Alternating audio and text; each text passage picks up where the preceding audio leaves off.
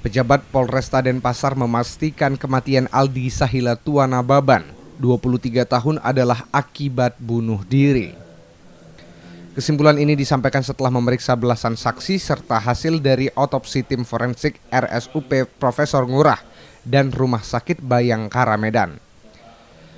Dokter forensik dua rumah sakit tersebut menemukan hasil yang sama, yakni adanya jejak jeratan tali di leher serta tidak ditemukannya luka akibat tindak kekerasan. Yang disebutkan sudah ada disebutkan oleh dari beberapa rangkuman tadi, baik kondisi hasil visum, hasil otopsi, kemudian hasil dari latar belakang sudah jelas yang disampaikan dokter, psikiater, maupun dari beberapa temuan dari lokasi barang bukti yang kita sudah serahkan ke lapor, termasuk di olah TKP juga memang ditemukan galon di sana yang di kakinya, kemudian tali dan sebagainya yang dimungkinkan galon ini menjadi pijakan. Mungkin itu rekan-rekan sekalian ya, cukup ya. Terima kasih. Milik toko bangunan, yaitu di mana dengan ciri-ciri yang sama dengan mirip dengan korban, sekira tanggal 13 September siang, yaitu masuk ke dalam toko dimaksud dan membeli tali.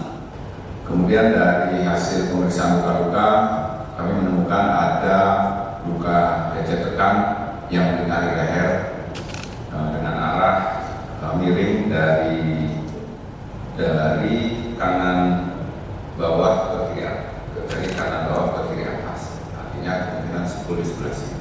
Itu dari arah tersebut menunjukkan bahwa yang aktif adalah berat badannya, jadi bukan talinya.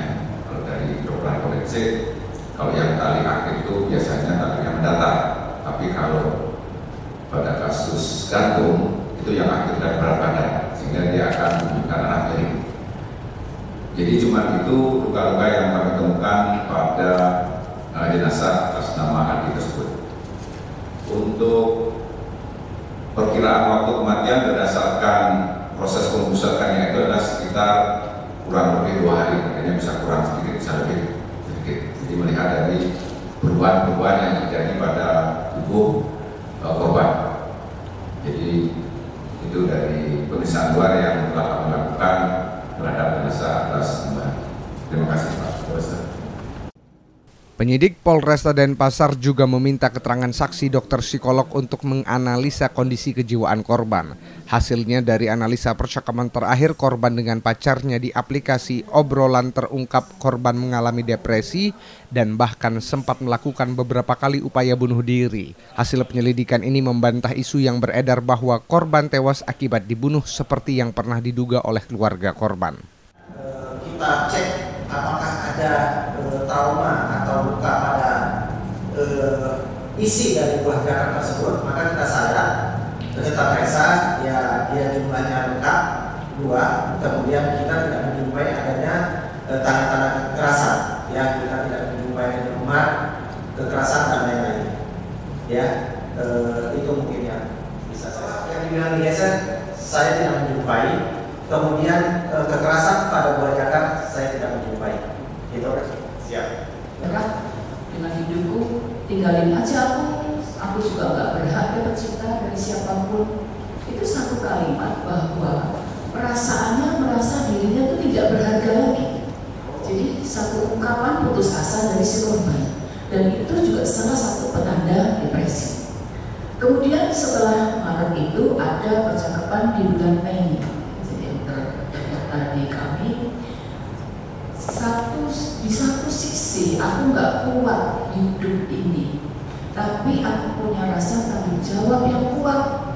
Aku harus bisa bantu keluargaku bangkit, aku harus bisa bantu adik-adikku jalan hidup yang lebih baik biar nggak kayak aku.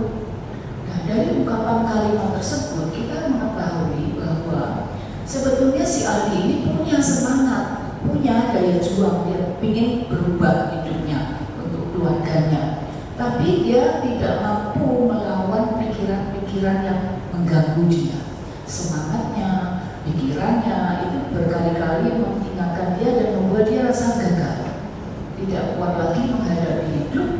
sehingga dia mengatakan benar-benar hidupnya nggak berarti.